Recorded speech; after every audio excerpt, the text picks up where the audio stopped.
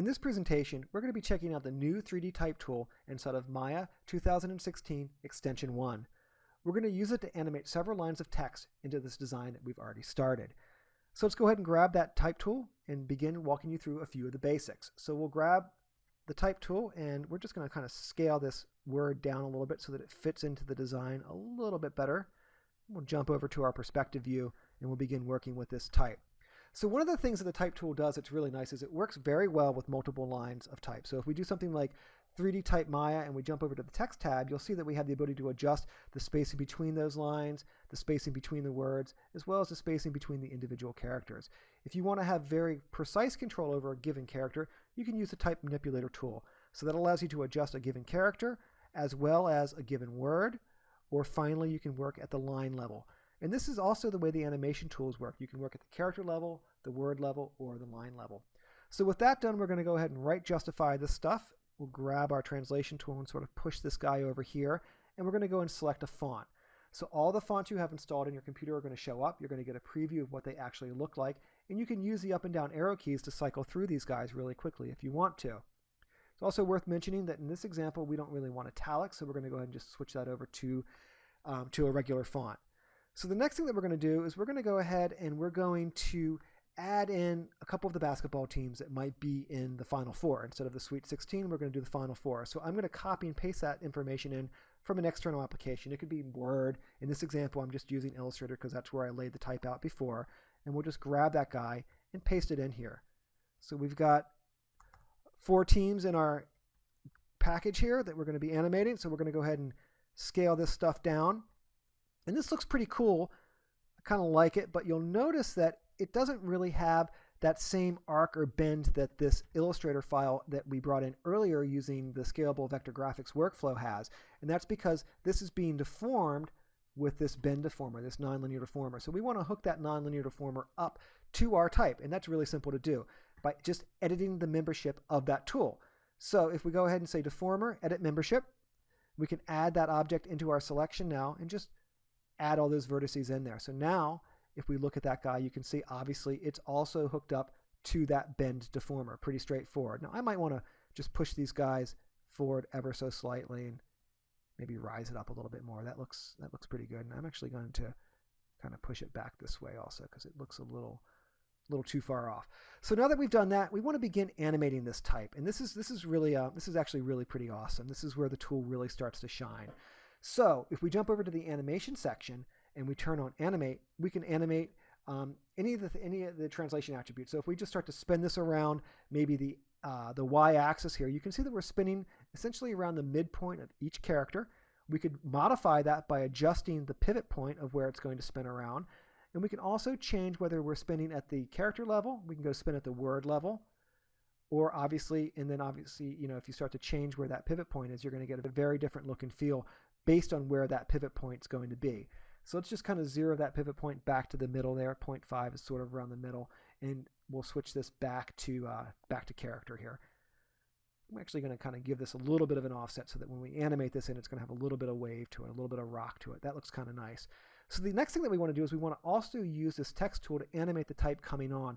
And the reason we're going to use the animation the translations in the actual text tool as opposed to the global transform on the object is because the text tool has this really cool feature for doing a delay on each character built into it. And it's non-destructive. So if you change the type, the delays will just continue to work. It's very, very smart in the way it handles that. So what we want to do is we want to set a couple of keyframes on our position and our rotation and have that kind of wipe on with a little bit of spin and have that delayed text kind of build up over time. So let's go ahead and jump back to our shot camera, our render me camera. And with that done, we're going to kind of scroll through here. And I kind of got too much bend on that guy. Let's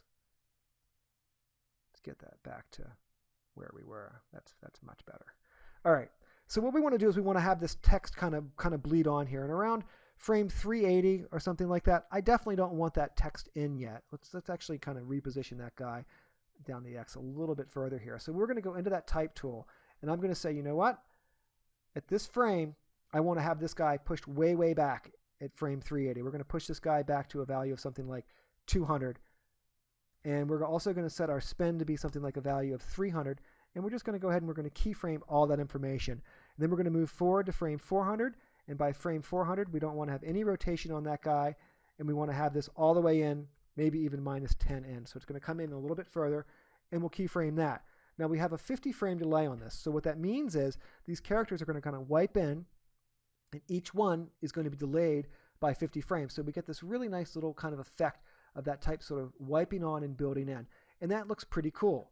So let's jump over to our perspective mode one more time and kind of see what that looks like. You can see all that type sort of just procedurally kind of wiping on there and looking really nice. Now, if we wanted to modify the function curve for this, that's pretty straightforward to do. We just go ahead and grab that text tool, and you'll notice that it's automatically got an ease in and ease out on there. Now, I'm going to take these curves, and I'm actually going to change their weighting so that they're just straight linear curves.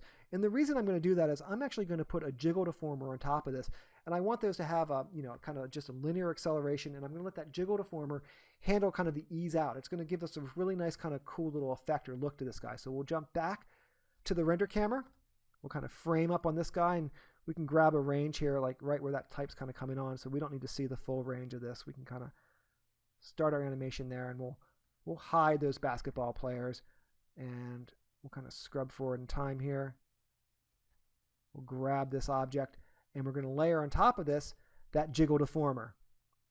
So we're going to change a few of the default attributes. A jiggle value of something like 0.95 will be pretty good, and we're going to drop the dampening way down and the stiffness way down, and we'll play this back, and you'll see it's going to kind of come in, and it's going to have this kind of cool wavy effect now, and I can adjust that. I can maybe drop the jiggle weight down a little bit further, and we'll kind of see what that looks like the second time through here. Maybe you make it have a little more stiffness, but it gives you this kind of nice layered effect. So what we have here is we've got the text tool, we've got that layered with the nonlinear deformer, and then we've added on top of that this legacy Maya jiggle deformer. So this really shows the power of the 3D type tool when you start bringing in all the different things that Maya has to offer and stacking them on top of each other. Really pretty cool.